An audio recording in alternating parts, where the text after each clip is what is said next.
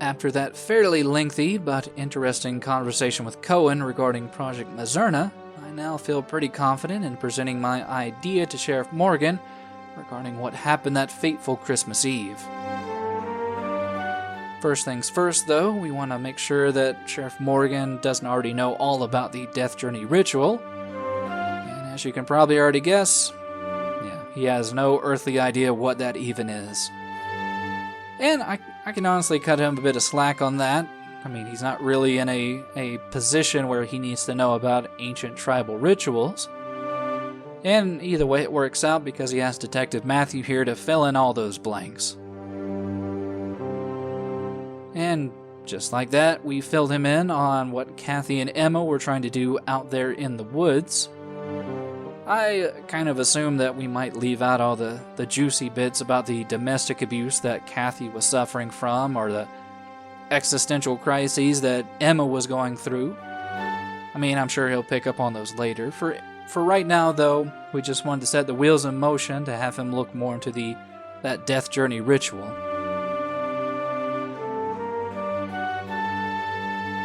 Speaking of which, the main reason that I really wanted to come talk to Sheriff Morgan here is, well, I'm wanting to try to collect up all the evidence I can about the Death Journey ritual, and that includes the Prophet's necklace that we had found earlier in the bear's claw.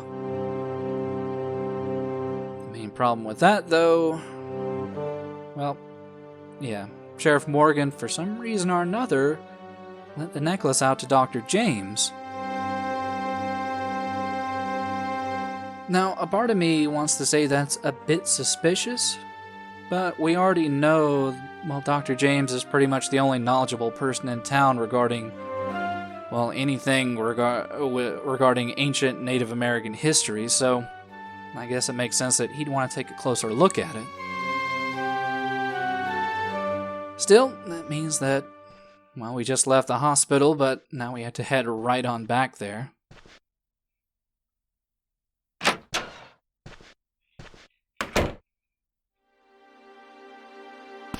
Still, I suppose to a greater degree it does kind of work out. If we're wanting to learn more about the Death Journey ritual, Dr. James seems like the best person to follow up on regarding that.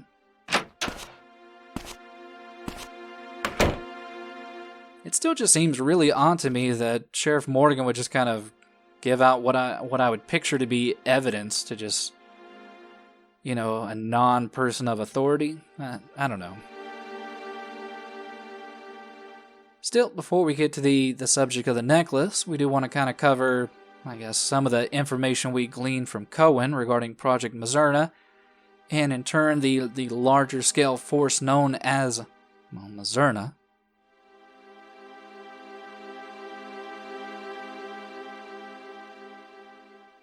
And wouldn't you know it, Dr. James does have some ideas on that. It's just, well, I guess he doesn't want to talk about it during work hours, and instead he invites us over to his house, well, later on to talk more about this subject. And I guess it's at least good that he's not stonewalling us on it. The main bit of annoyance here is the fact that, he is not going to be willing to talk to us till much later on in the day. In fact, almost midnight.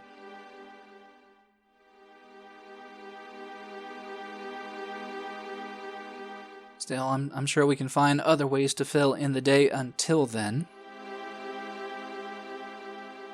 But the main reason we came here was to try to get that necklace.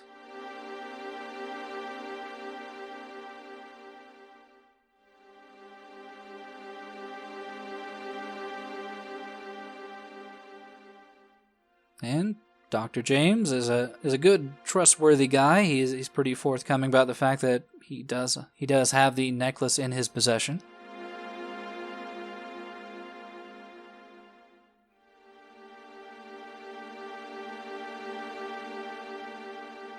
And he also corroborates the fact that that necklace is indeed the Prophet's necklace used in the Death Journey ritual.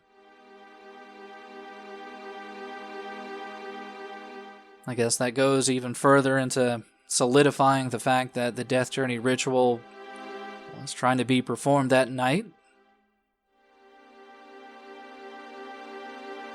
Also, that's a bit strange that he is wearing the necklace. Figure if you're wanting to examine a necklace that, you'd want it someplace, visible to your general periphery. And as to why he is wearing the necklace, I can't really tell if that's a joke or not. I mean, he has joked with us plenty over the course of the game, always being a bit condescending, but beyond all that, there is the question of this huge wound on his back. Yeah, as you can probably guess at this point in the game, we've never really had a reason to look at the back of Dr. James's head.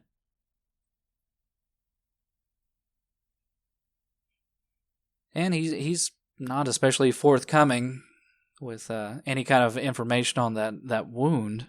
I guess it could be some deeper scar that he doesn't want to discuss.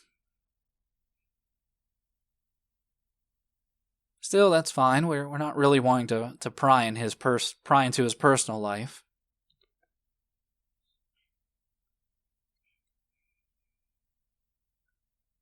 We got what we came for without really any hassle.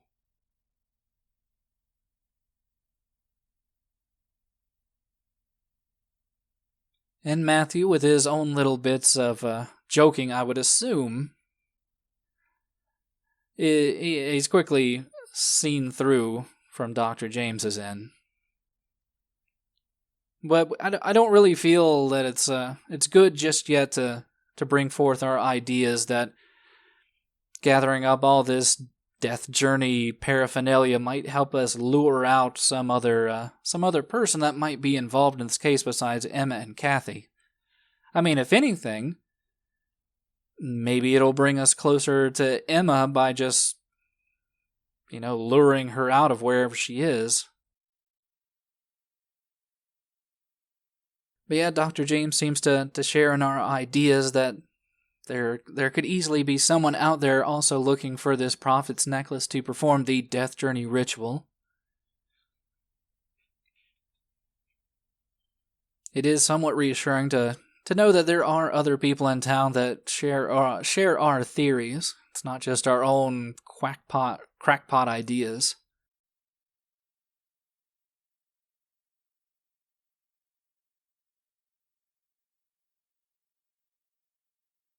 But yeah, after we are done with the necklace, I'm sure we'll be more than happy to return to Dr. James, or I don't know, I kind of feel like it's something we should return to the tribal people in the general region. Seems like something they'd probably want back.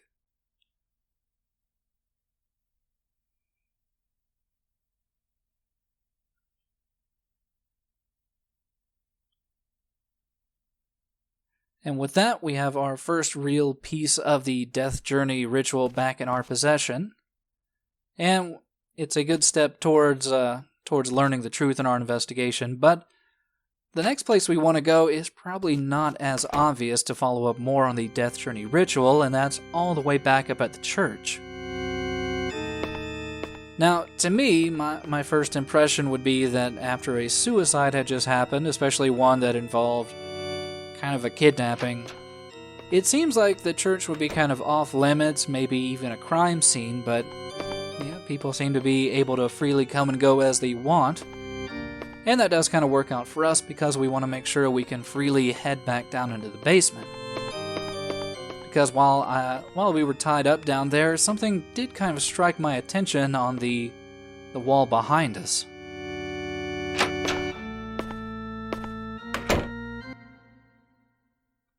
And in fact, we weren't the only people that seemed to be interested on what's on that wall.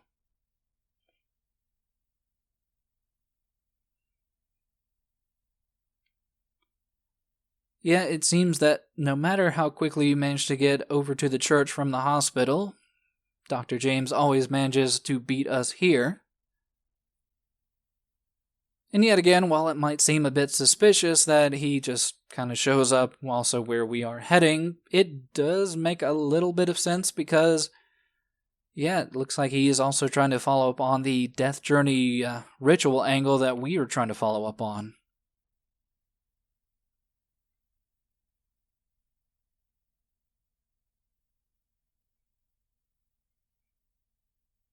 Yeah, as we've already kind of covered, Cougar, the guy that committed the ritualistic murders almost 40 years ago, was living in the church basement.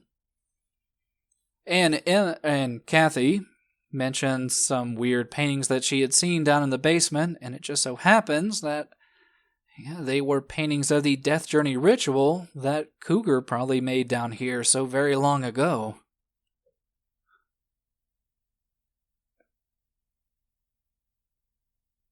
Now, if we can kind of remember back to the cave mural that we saw before, there was also kind of a central, figure underneath a large circle.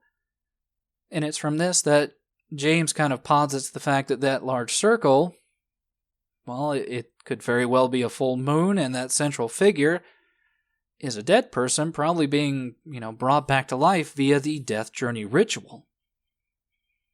And it's from this that he kind of puts, two and two together and figures out that a full moon is pretty much a necessary part to the Death Journey ritual. And wouldn't you know it, there happened to be a full moon on Christmas Eve. And even more coincidental, there's going to be another full moon tomorrow.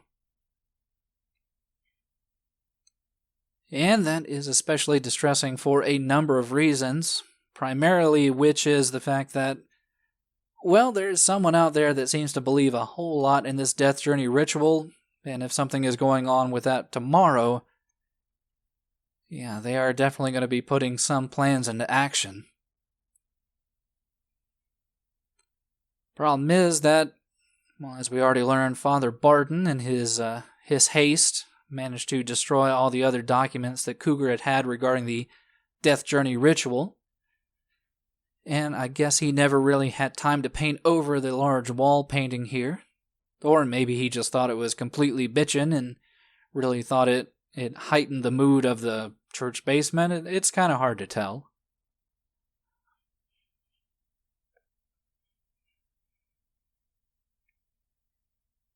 If anything, though, it honestly distresses me to know that something very important, I guess, is going to be happening on New Year's Eve tomorrow.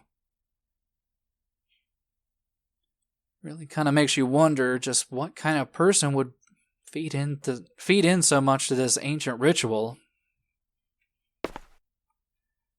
Well, I guess there's only one other thing to do today, and that's going to be at 11:30 p.m. tonight, and it's going to be learning even more about this Death Journey ritual.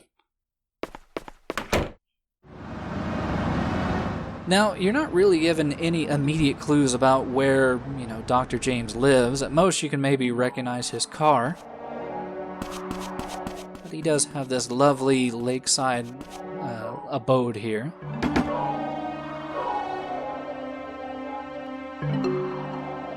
And true to his word, he's more than happy to meet us so very late at night.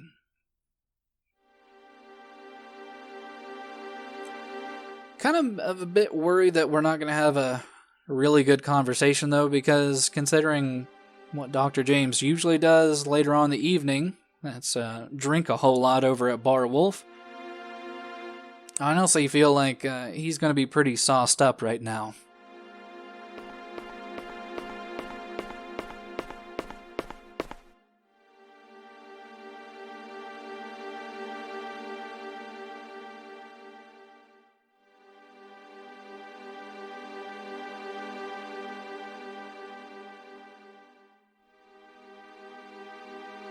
Still, my initial concerns are a little bit unfounded, as he is pretty much dead set on already going into his whole spiel about the Death Journey ritual. In fact, he's found a rather helpful book for us that illustrates that, I guess, one of the primary things as a part of the Death Journey ritual, and in addition to the Prophet's Necklace, is also a particular drug which makes a person enter into a temporary state of death. It's once that person enters that temporary death that the prophet's necklace is placed on them, and they come back, from a life after death experience with a whole bunch of newfound knowledge about that, post-death world. And it's that knowledge itself that's kind of represented by this ancient concept of Mizzurna that the Native American people had. I mean, it's something that is both, I guess, a godlike symbol, but also just more of a intangible construct of general knowledge that I guess you can kind of get from, returning from death.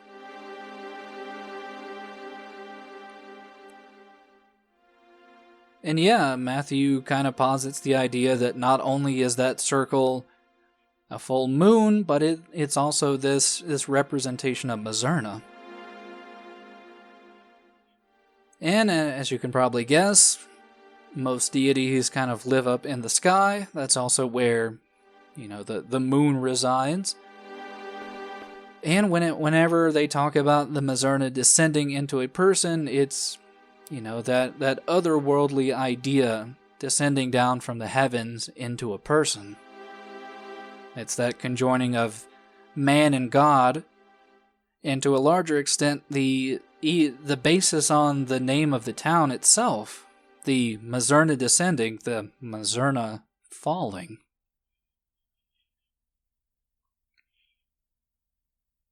It does make a lot of sense, though, that Matthew would kind of assume that the large, obvious waterfall that seems to be the central structure of the town is why Mizzurna Falls is called Mizzurna Falls, but yeah, there seems to be a much larger meaning behind it all, and I guess kind of paints a very larger picture about the fact that this ancient supernatural power seems to be continually controlling the goings-on in town. I mean, if we think about the fact that this mysterious, out-of-date hallucinogen just started to really pop up in town, and it also happens to be the key, feature necessary to enter a temporary death state to trigger the ritual. Also, the fact that there is a previous history of the ritual being performed in town, that the military was investigating the ramifications and knowledge gained from all this, really starts to make you think there might be something more, something actually supernatural going on with everything going on in town. And Dr. James kind of presents this idea more as it's not so much supernatural, it's just outside the realm of normal knowledge. That if you can perform this ritual, you can gain some actual preternatural, scientific knowledge, that it would be a great boon to everything. That's not just merely, ancient Native American tribal hocus pocus. What's a bit terrifying, though, is when presented with the possibility of performing the Death Journey ritual, this guy that should be giving us all this useful knowledge seems more than happy to say that he would also almost kill himself to get this knowledge.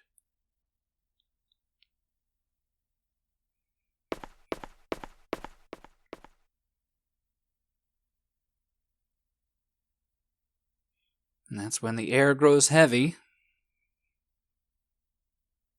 and Matthew decides to see himself out. He's had quite enough of all this talk from Dr. James here. It's all good to, I guess, talk in theory. But yeah, he's going into the realm of suicide, murder. And with I guess a trite, condescending laugh, he is more than happy to let us go.